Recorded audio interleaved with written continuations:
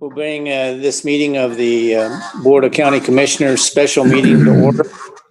Let the record reflect that 4 commissioners are here and Commissioner Walsh is in the hospital.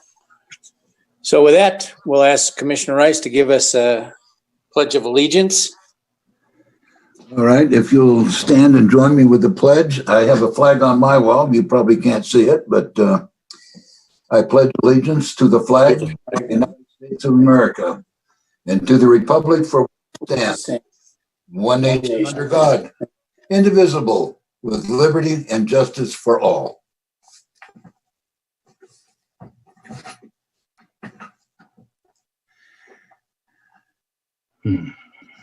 Okay, I've unmuted. Thank you, Commissioner Rice. The next portion of this will be the public comment, and I'll read this into the record.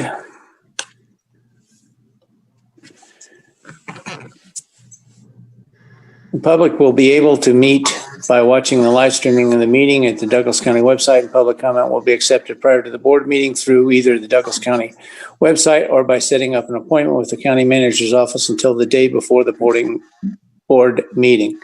Members of the public may click on the following link to live stream it: https://youtube.b/colon/COLNCW70DNW. That's printed in the agenda. To offer public comment before the board meeting, members of the public may submit public comments online through the county's public comment forum by clicking on the following link, which is in the agenda. The written public comments may be mailed to the Douglas County Manager's Office at Post Office Box 218, Minden, Nevada, 89423. But all public comments must be received prior to the date of the meeting if the comments are to be included in the supplemental materials. All written public comments that are received prior to 4 p.m. the day before the board meeting will be compiled and will be added as supplemental material for the county commissioners and the public to review prior to the meeting. Any written public comment received the day of the board meeting will be compiled and added as supplemental materials to the county's website and distributed to the Board of Commissioners within 24 hours of the meeting. Members of the public may call the county manager's office 775-782-9821 to obtain help making public comments. To make public comment during the board meeting, the public must call 775-783-6007. Leave a voice message which will be played for the Board of Commissioners and public when public comment is announced. Although the public comment phone line can accommodate multiple incoming calls at once, if a member of the public should get a busy signal, please call back. Because of the possibility for high volume of telephone calls, there will be an increased potential for technical difficulties. Citizens are therefore encouraged to submit their public comments in writing prior to the date and time of the board meeting. When leaving a voice message, members of the public should begin their public comments by stating and spelling their full name and whether he or she favors, opposes, or has no opinion on the agenda item under consideration. No more than one voice message public comment per person will be played to the county commissioners and public during each public comment period. Public comment is limited to 3 minutes per person and will only occur at the beginning and end of the board meeting. Public comment will not be taken on agenda items during the meeting. If members of the public desire to comment on more than one agenda item and believe that their comment phone line will become available to the public comment to take public comment at 1 p.m. for the opening public comment, or for this meeting at 4 p.m. When the chair calls for opening public comment, the line will remain open for at least 5 minutes to allow members of the public to call or until the last caller has finished leaving a voice message on the county's public comment phone line. Once the chair closes public comment, any voice messages received after that time will be considered closing public comment. The county's public comment phone line will remain open to allow for closing public comment to be recorded at the meeting as the meeting progresses. When the chair calls for closing public comment, the phone line will remain open for at least 5 minutes to allow members of the public to call or until the last caller has finished leaving a voice message on the county's public comment phone line. Do we have any public comment? Ms. Sure. Poole? Chairman Penzel, this is Amy Poole. For the record, we have one so far. Okay.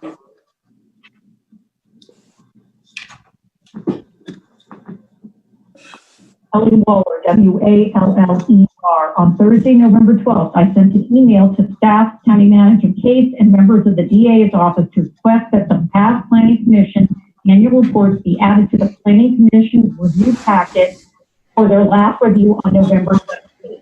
I have not received a response, and reports have not been made available. No answer has been forthcoming, and I'm not sure why. Any response would be better than none. Tell me if staff doesn't have time to locate them.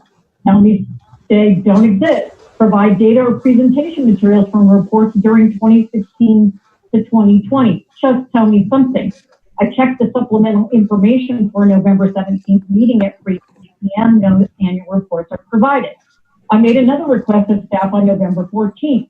Will all public comment currently received by staff, the master plan email site, planning commissioners, etc., be provided to the Board of County Commissioners as part of the board packet for their December review? No answer. And if the answer is no, explain why. This information differentiates what the public submitted versus what the planning commissioners discussed and adopted. There were very few written comments submitted, so this task shouldn't be too cumbersome. Overview of the public outreach has been explained, but an overview of public comment is not sufficient. Findings of the survey are not as detailed as public comment that's been provided. I am requesting the following process be accepted for the BOCC master plan review that is currently scheduled to be undertaken December 9th through 11th. Open a public line during the meeting after discussion of each element presented for change to allow the public to respond to new information provided. This should have been the process all along. By allowing an open dialogue, we capture changes simultaneously with public and not stale info at the next meeting. This open dialogue could possibly stimulate new and better language settings for the public suggestions. The 3-minute before and after public comment periods for meetings are restricted and are violating the true intent of public comment and the participation in the master plan. And as a matter of fact, for all recent meetings with COVID, our only recourse is lengthy comments, submittals with no feedback, and very little acknowledgement that the comments have been read or considered for possible discussion and consideration. This process is broken as the planning commissioners have had lengthy discussions at times, provided new information, changes to the intent of goals, policies, and actions, and the public only had 3 minutes to respond to several hours of new information. As previously mentioned, this does not work. The future of Carson Valley is at stake, and the master plan update must stand the test of time for the next 20 years. I urge you to take my recommendation. Thank you. Further public comment? That's the only one I received, Chairman Penzel. Okay, well, that took 3 minutes. So we'll keep it open for another 2 minutes to meet the 5-minute requirement.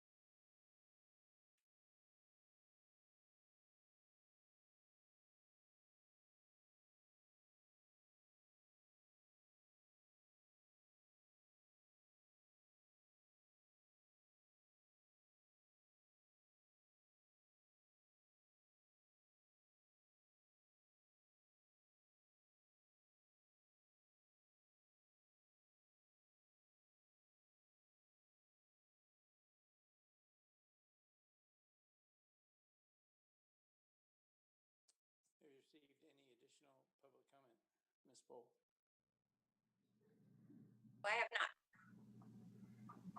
not. Okay. Well, it's now 11 after, and we have opened it for 5 minutes. We meet the requirement, and we'll close public comment and move on to the agenda. We need approval of the agenda. I move the agenda be approved as presented. Second. We have a motion by Commissioner Rice, a second by Commissioner Nelson.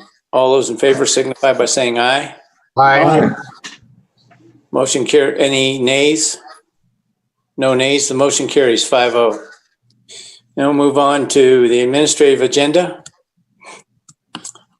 Item 1, Clerk Treasurer for possible action. Discussion on the canvass of election returns and abstract of the results of the November 3rd, 2020 general election, and direct the county clerk to certify the abstract, prepare a mechanized report, and transmit it to the Nevada Secretary of State per NRS 293.387. Ms. Lewis, 15-minute presentation. Thank you. Nice to see your guys' smiling face. It's been a while since I've been on the meeting, so nice to see you. Thanks for meeting this Monday afternoon to do our final step of canvass of the election. I thought before we talk about the reports that were submitted this morning and turnout, I would go over some of the controls we have on our voting machines.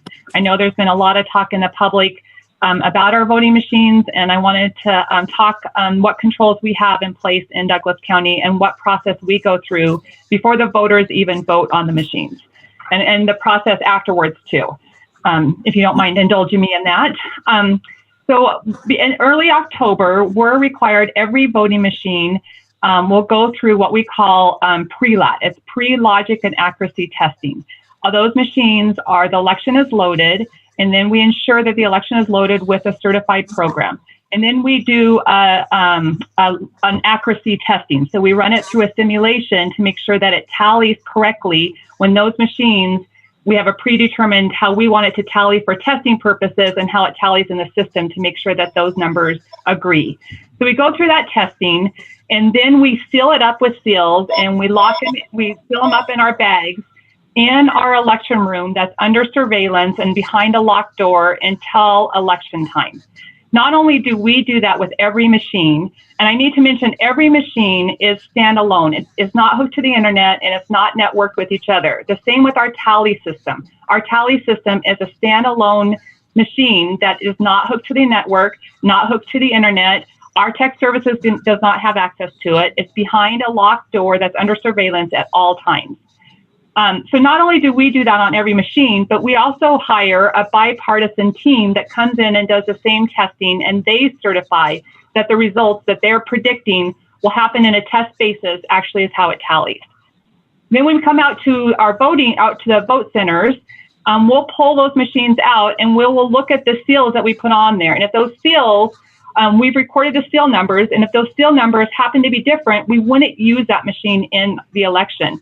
I can tell you that we did not have any discrepancies with the seals. All the machines we brought out had the same seals on them, the same protections as when we did it when we tested them in early October. So then voters will vote on the machines, and their votes are then also recorded on the printer that's sitting right next to it. In Nevada, every electronic vote is required to have a paper backup. And that paper backup, I've told many voters, is to make sure that's correct, because that is our backup, but then that's also our audit record, which I'll talk about our audit after the election. So that's our audit record. Then before we pull those results, we're checking those seals again to make sure no one touched or tampered with those seals during the whole election day that they were open to voters. We're constantly monitoring, but we've got seals too in place. And so we got those safeguards. When they bring the results back to us and we read them that night, those are what is reported on election night. After the election, the same bipartisan team that tested before the election, they're required to come back in and test after the election to make sure after the election it's going to tally on a test basis what they're expecting to test. In addition to that, we're required to take a sample of those machines and the paper backup and make sure the paper matches how the electronic votes that were recorded and reported. So we have to make sure that they match on a sample basis. We've done all those tests without any discrepancies. And that that test is also done by a bipartisan team. It's not done by my staff. It's done by bipartisan teams that come in and do that. And we've done all those tests without any discrepancies. And I talk very fast. Dina, do you have anything to add on the controls that we have? I think this is Dina Dawson for the record. I think the one thing that I would add is that in addition to all of those safety protocols, the secure locked rooms that we've mentioned are only accessible by Kathy, myself, and our elections coordinator, and they're locked with smart keys that we only have access to, and all of our entrances are recorded, and anyone else that enters that room has to fill out an access log. So there is that one additional security and control that Kathy didn't mention, but very secure process. Thank you. Thank you. Thank you, ladies. Questions from commissioners? Commissioner Rice? Kathy, several years ago, I was part of what they call the Accuracy Committee. And do you still acquire people on that committee as you used to, so that you have people from both parties there overlooking everything and doing the pairing with the paper ballots with the machine, the tip in the machine says? Yes, yep, it is. That is exactly right. That bipartisan team is called the Accuracy Board. So yes. Thank you. Commissioner Nelson? Yeah, Mrs. Lewis, I was wondering if you could tell us the names of the software that you are using. There's been a lot of talk on the internet about certain software, and I would appreciate it if you could tell us which companies we're using. We do use Dominion voting systems. We've used, they've been in Nevada since 2002, and they are the system that we are using in Douglas County. But I do want to assure that when we tally the results, it's Dina and I and our staff that are tallying the results behind, in the room that's under surveillance, that anybody can observe. We usually have observers watching us as we tally that night behind the locked door. So it is their system, but it is in our possession. It's within our building, in our room.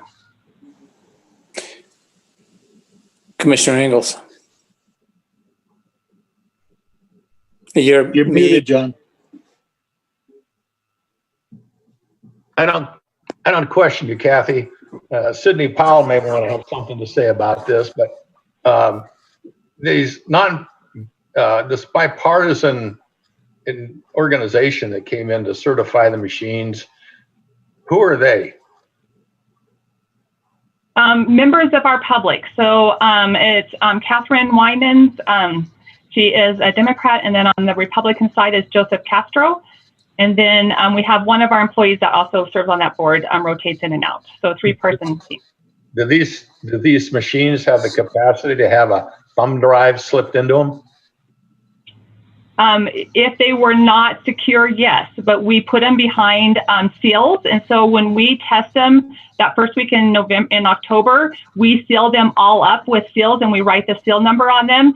So before we open, we make sure those seal numbers are the same ones we applied in early October. And before we pull the results, we make sure those seal numbers are the same ones applied in there. So we do have the security, physical security in the room under surveillance, but then physical security on the machines are those seals that we're constantly checking and making sure that they are what we put on in early October. You are aware of what's going on nationwide in regard to this Dominion software. I'm not saying that they got access to the county's system, but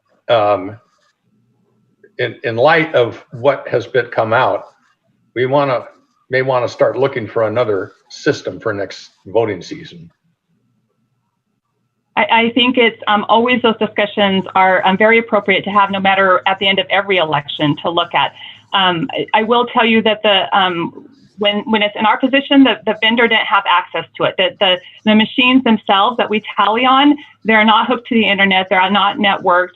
They're not accessible by the vendor. They're not accessible by our tech services from their rooms. They're within our secure room and they're standalone. Well, I understand that they're not connected to the internet, but there's a thing called Wi-Fi where they could access it and you wouldn't even know about it. And with the things that have been going on, that it was developed and used in Venezuela.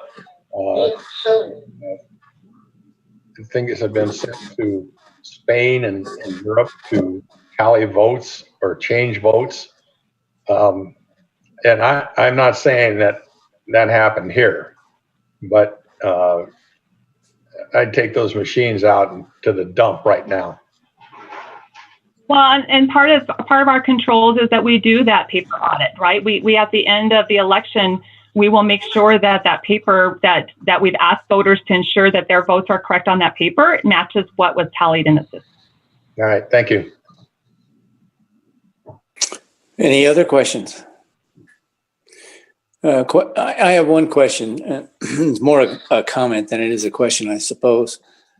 I think that observing how you bought the machines and knowing the protocols you use to secure them, I think that's about as secure as we can find in any county. And I would put what you've done up against any county and say that it's a true count.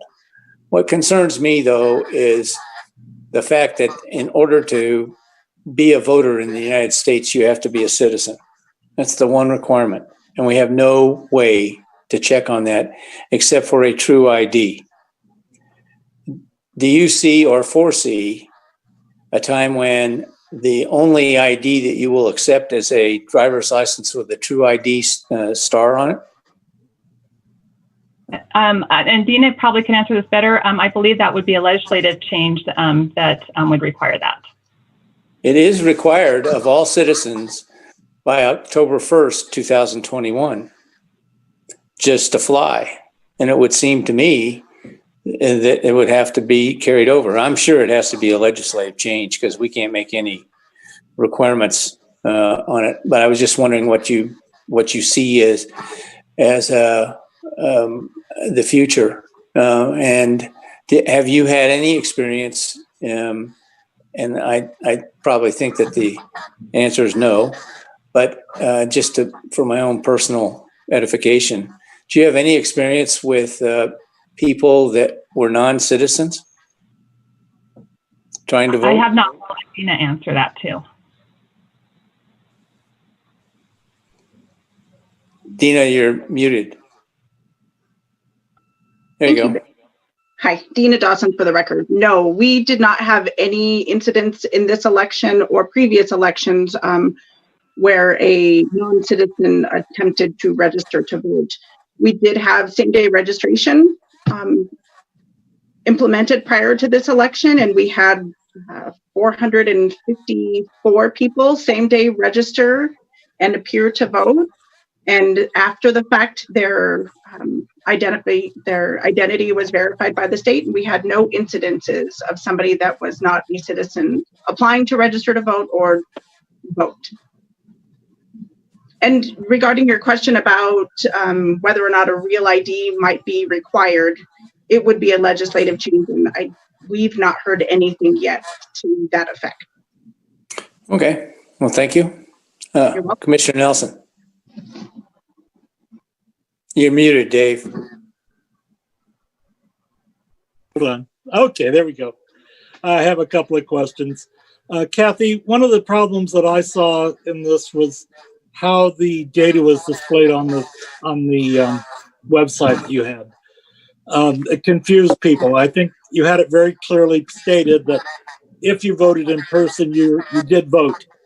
But people would go onto the website, look up their name, and because they voted in person, they'd look under voted, it would say no. And it really confused them. And I had a lot of calls on that, wanting to know what's going on. Yeah. I spent time going on my database to look to see if they'd voted and tried to explain to them that they had voted in person, but because of how your system and how you were accounting for things, if people turned in their ballot, I'm assuming it then was considered rejected because that's what showed up on my database. And then it was coded as SPD or some coding that showed that they voted in person. But when people went online, they'd look their name up and they would freak because it looked like they hadn't voted and they knew they had. I don't know if we can do anything if we end up with this happening in another election, which I hope we never do. But if we do, we may want to look at that and try and figure out a better way if we're putting something on the web that people can interpret a little bit easier than what that was. Just a comment. As far as people voting, I don't know about any illegals, but in 2008, I had somebody tell me that they voted for their father who had died. He had asked for an absentee ballot. It came. She voted the ballot and apparently signed his name close enough so it got through the system. I'm not going to say who it was, but I was told this and I believe it happened. And those are things that I don't know how you'd ever catch at the last minute. But obviously there's talk about people registering dead people and voting for them. So that's something that also we need to make sure doesn't happen. I just want to say I appreciate both comments, and I know Jeannie and Dina work closely together with the voter roll, so I appreciate your guys' diligence too of watching that, and appreciate the comments going forward. You're absolutely right. I think it wasn't something we were expecting for people for it to be advertised out there. People could go on the Secretary of State's website, look up to see, make sure their vote counted. When we knew the Secretary of State's website wasn't going to be updated till after the election, so it definitely put us on our heels, and so trying to respond to that to give voters confidence. We knew what we had in our system, and we were trying to get the confidence out there for voters to have confidence that their vote counted. So appreciate those comments and definitely take it forward into the next election. Yeah, thank you for that. Thank you. Commissioner Ingalls. Kathy, Dina, you guys have gone through this and been in the trenches. What would you look forward to doing going forward to improve this system next voting season? I can let Dina, I can tell you right now, I feel like it's still too new. I'm still just trying to get my feet under me and know that the election's almost over, but I'll let Dina answer too. Dina Dawson for the record, a centralized voter registration system. Currently, Nevada is a bottom-up system where each county is responsible for their own data, and we transfer that data to the state who compiles it. And so for same-day voter registration and the vote history that you're referring to, a centralized system would mitigate any of those concerns. And I've been pushing for a centralized system since I got here, and we know that it's something that we need. I think Nevada is one of the 4 states left in the country that still uses this bottom-up type system. So I think it'd be really helpful to unify what the counties are doing and the message that the state is giving and the message that the counties have. So that would be something that we look forward to happening, and probably over the next 4 years. Thank you. Great comment. Thank you, ladies. Further comments from the commissioners? Commissioner Nelson. Yeah, Kathy, I'm very involved with the Republican Central Committee, and they're concerned about the drop in turnout for Republicans this year. I was wondering if maybe you can help us understand what may have happened there. Love to. It was interesting. I came before you guys, I think the first meeting in September, to talk about the 2020 general election. And I pulled up my presentation for there because I was curious what I had said as far as numbers. And at that time, we had 36,000 active voters. And I was predicting a 94% turnout of the 36,000 voters, which would have been 34,214 total voters. And we had 34,163 voters. So we're really close to what I had thought we would have in early September. But we all know that it's not 94% of the voter registration numbers we have now. It's 86 or 87%. I haven't looked lately. But I do believe that it's a direct result of automatic voter registration through the DMV. Starting in January, every person who came to the DMV under a covered transaction, a transaction relating to their ID, that was a citizen, they were registered to vote automatically, and they would have to opt out after the fact. So our registration numbers are close to 40,000 right now. They were 36,000 in early September, and now we're close to 40,000. So we still have 6,000 more voters that voted in Douglas County than has ever voted before. And is what we were talking about in early September, but it is a lower percentage, and I do believe it's a direct result of automatic voter registration. We are, and I think Kurt had said, and I haven't looked at the numbers, that we are the highest still in the state, highest turnout. Yeah. Yes, he did. That was Engel. headlines on Saturday, yes.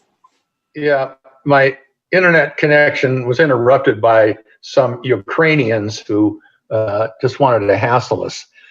This happens frequently out here with the Spectrum system. I don't think that they can handle the load now that they have, because typically in the AM, around 9, 10 o'clock, when everybody's awake and having their coffee and getting on, the internet just dies. And the same thing in the afternoon around this time.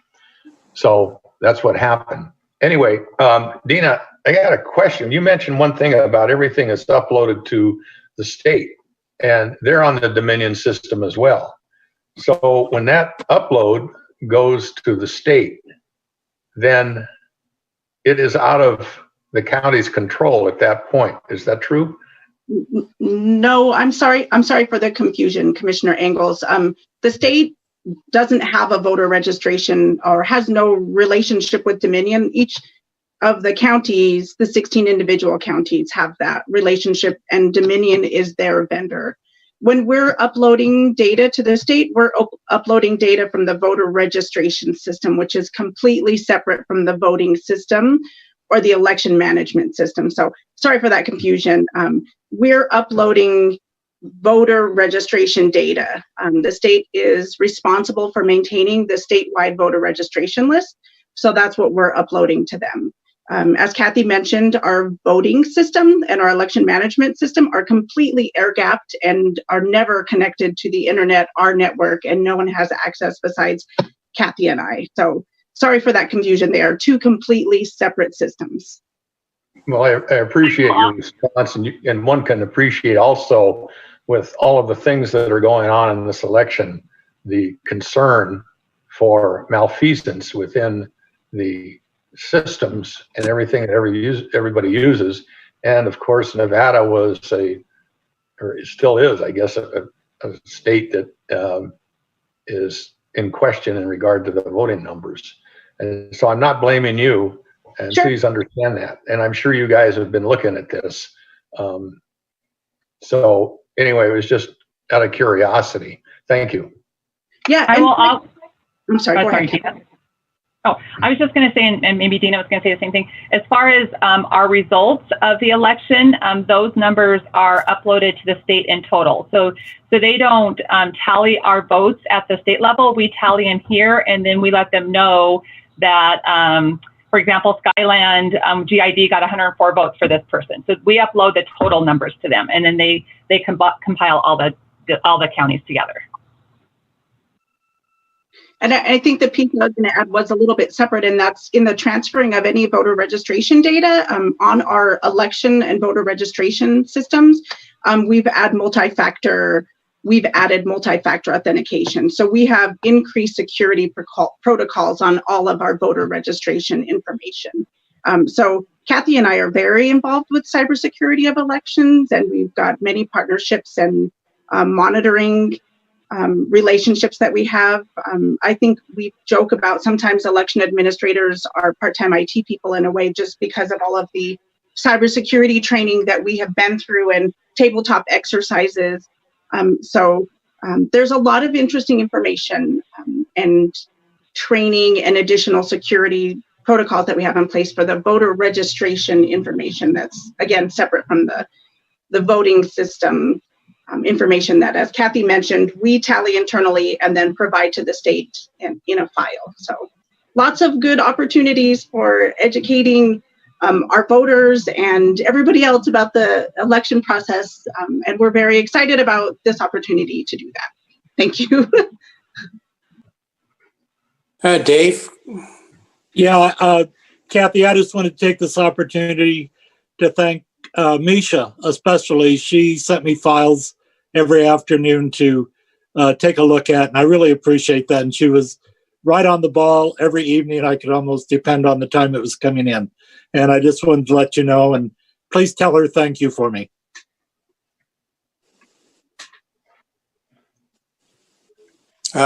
Commissioner Ingalls? Kathy, you're muted. I'm sorry. Sorry. You know, I will pass that along. Thank you very much. Yeah. And I think I will, oh, go ahead. Sorry. well, don't look at this as an inquisition. It's out of curiosity, and people are going to be looking at this video, and they're going to have questions as well. And your integrity is not in question. But there's just some very smart hackers out there and people like that that can get into any of these software systems. And of course, they know that you're going to be looking, and they're going to figure out a way to hack these things so that you don't even know it's been hacked. I'm not saying that that happened. So, but primarily the reason for these questions is so that when people do look at this video, they'll get some answers. Thank you. We do say, Dina and I say all the time, they're people much smarter than me and know a lot. You're exactly right. And so we take very seriously the security, the physical security of the machines. We know the machines are not hooked to the internet, like we said, and they're not networked.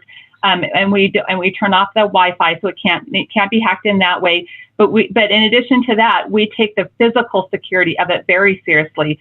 In that we are, we physically secure it in our office. And when we take out to the vote center, if they pull out the log and those numbers on those seals are different, or the seal is broken, that machine is not even used. We're like, don't pull it out of the election, do not use it. We take that. So that part of the security in the election is that physical security of those machines too, to ensure that no one can get a hold of it.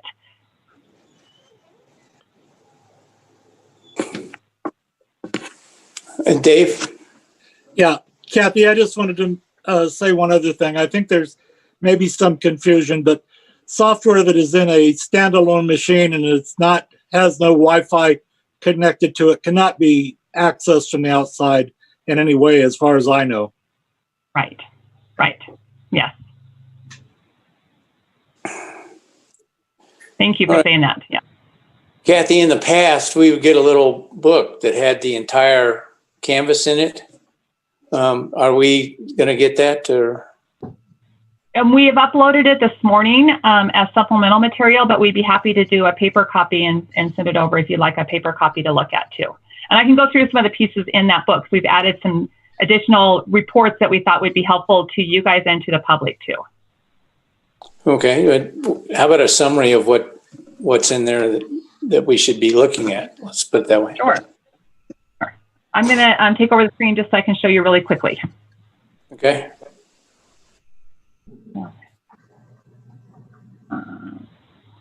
Okay, so this sheet I have here it shows our reconciliation. It's very important to us and to the integrity of the election. Like Dina said, our voter registration and the election management system are totally separate. You're going to check in when people vote. We're going to register the vote credit in the voter registration system, but the vote is going to be tallied in the election management system. And so we reconcile how many people did we give credit to and how many votes did we count. And you can see we counted 8 more votes than we gave credit to, and those 8 votes are for very specific reasons. 6 of them were new resident provisional presidential only ballots. If you move to Nevada within 30 days of an election, you can vote a presidential only ballot. And so we had 6 people vote those ballots, sorry. And then we have 2 confidential address program ballots. And those are administered at the state they're not in a part of our voter registration for privacy and protection reasons, but they do get a voted ballot. So we counted 8 more votes in our election management system than we gave credit for in our voter registration system. As I fumbled through that, sorry. So that report is in there. Then also, sorry, let me go. Sorry.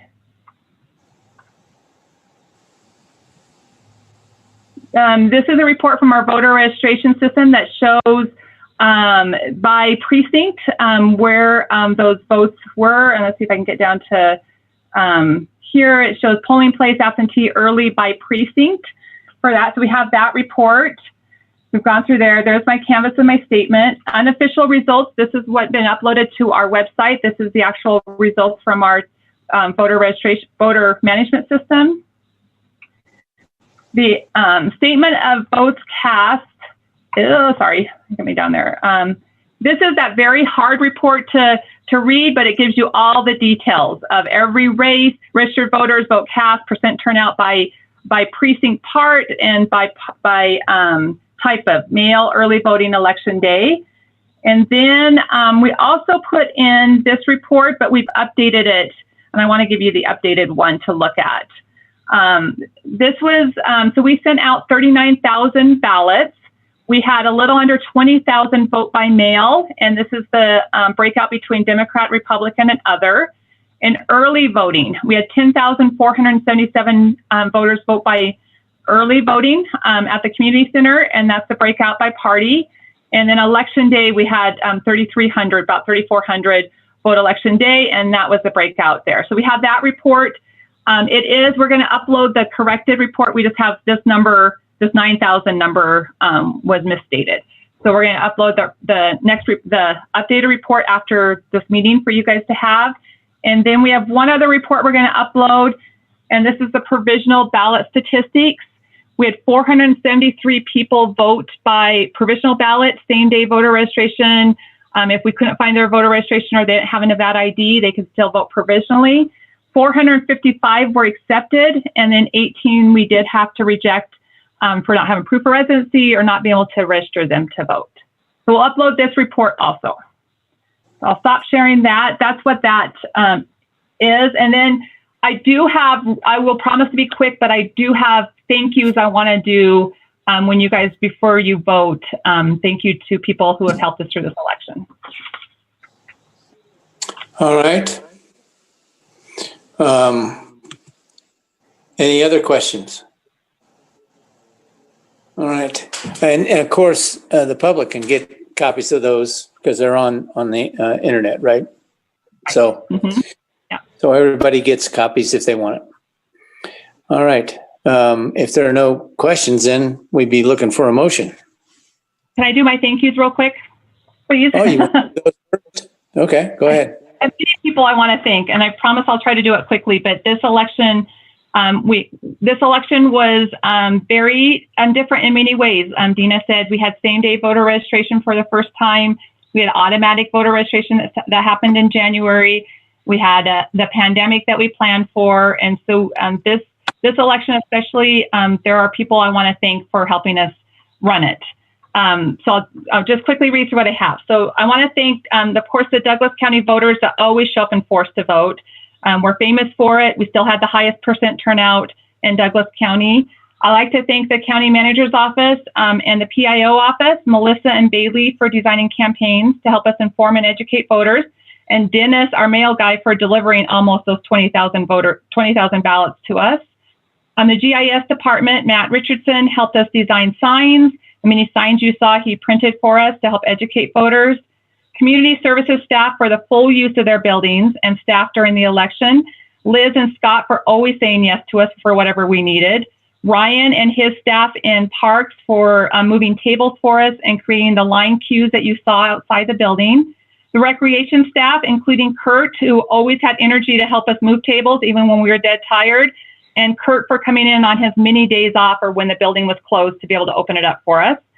East Fork Fire and Paramedic District and the town of Genoa for letting us use the fronts of their fire stations and town hall for ballot drop-offs.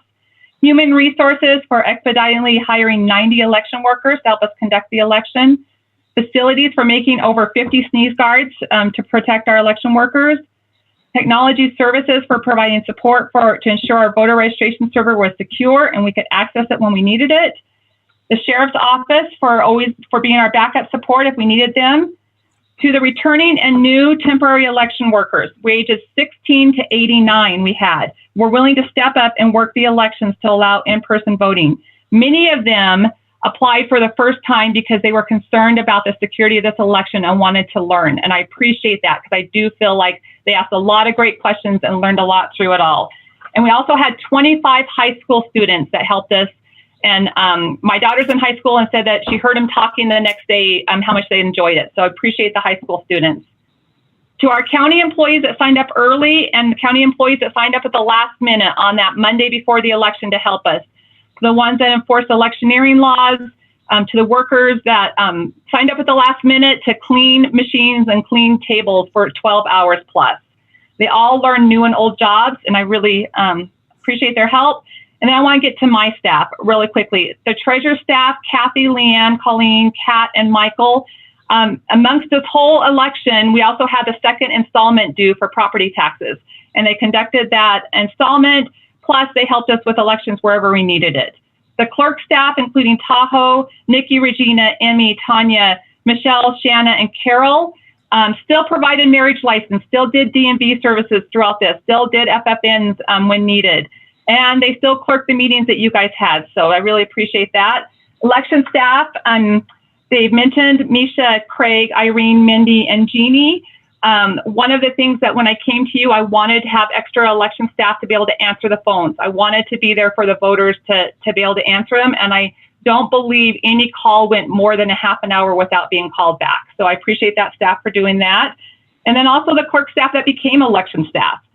And in addition to all the duties that they did that were not election, our election staff worked countless overtime hours, and we're always willing to say, whatever you need, wherever you want me to go, I'll go. And sometimes it was that morning when we said, you're not working here, you're working there, because that's what we need. And they did it. And I love them for that. And then finally to Dina, her experience in conducting elections, we were able to adjust our plans as we needed to do this for new mandates. She answers voter inquiries with grace and professionalism, and takes time to ensure any voter that calls, any Douglas resident that calls, that they understand the controls that we have in place in this election. And I really, we're so lucky to have her and everybody that I mentioned. And I will say I probably forgot somebody, but there's my quick thank yous. Thank you. Well, thank you. And I think we all owe you a thank you for getting all these people together and forming a team out of groups of people who were disparate, had never done it before, and some that had a tremendous experience like Dina. You formed a team, you conducted the mission, you did a good job. And I think that the voters in Douglas County have a great deal of confidence in what your product was and is. So thank you very much. Clean and good and fair election. That's all we could ask for. So, Second. Having said that, do we have a motion to accept the canvas? Is it done? Yeah, I would move to affirm the board has met and canvassed the election returns and entered the abstract for the results of the November 3rd, 2020 general election upon the board's records, and order the county clerk to certify the abstract. Prepare a mechanized report and transmit it to the Secretary of State in accordance with NRS 293.387. I'll second. So a motion by Commissioner Nelson, a second by Commissioner Rice. All those in favor signify by saying aye. Aye. Aye. Any nays? No nays. The motion carries 4-0. So that concludes it. I'll call for closing public comment. But just before we do that, I just wanted to hope and wish, and I hope those that are inclined to do so pray that Commissioner Walsh goes through this surgery and comes out on the other end in great shape. With that, we'll go to closing public comment. At this time, public comment will be taken on those items that are within the jurisdiction and control of the Board of Commissioners. Ms. Pohl, do we have any closing public comment? The record, yes, sir. We have one. Would you please play it? It's 4:50, and we will go to 4:55 if there is no other public comment. Go ahead.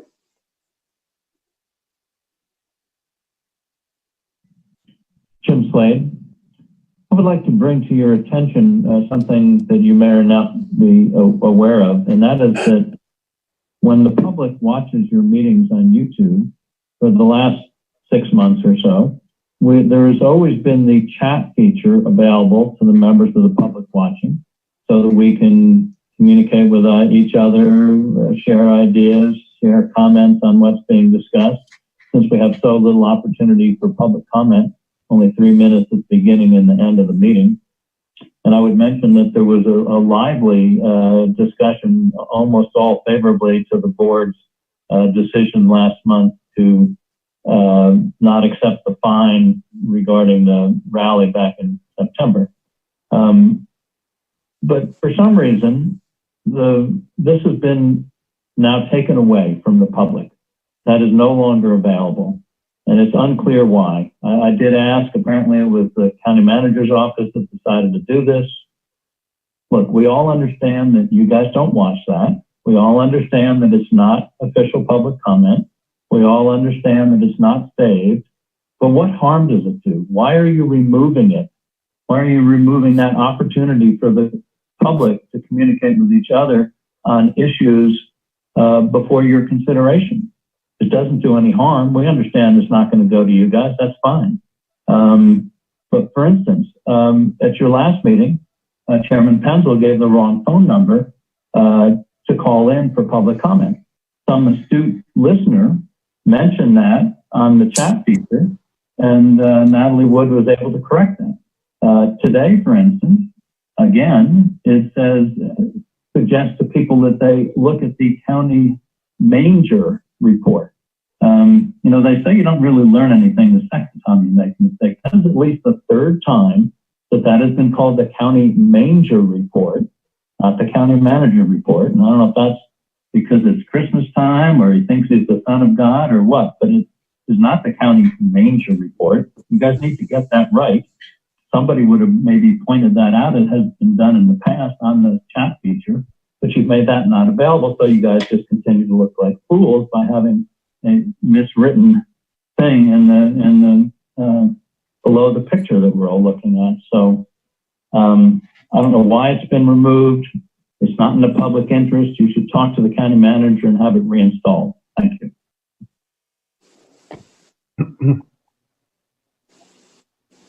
Have you received any more public comment, Ms. Bull?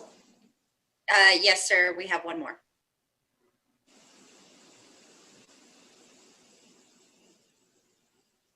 Kurt Hildebrand, Hildebrand, of the Record Courier.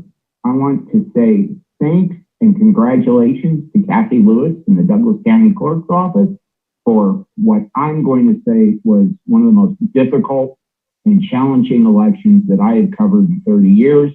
They did a great job. They were always responsive, always available for questions or corrections or whatever was required. So thank you very much, Kathy, Dina, your staff.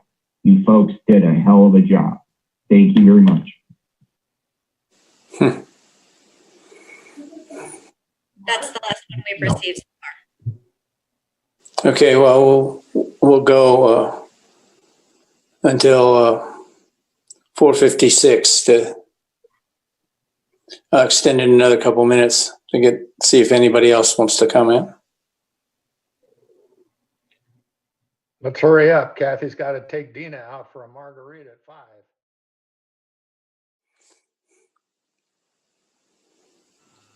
I think Dina probably wants to be with her husband and not with me. She's been with me quite a bit lately. Yeah, she's had enough of you. Yeah.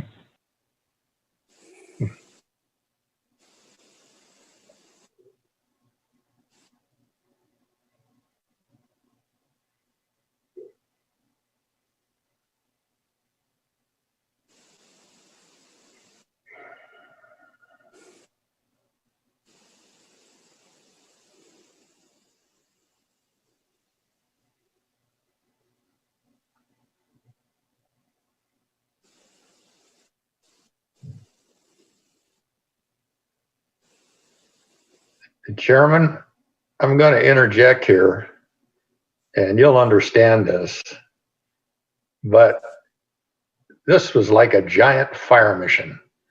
And when you get a fire mission, it is frantic. These guys did a great job. Agreed.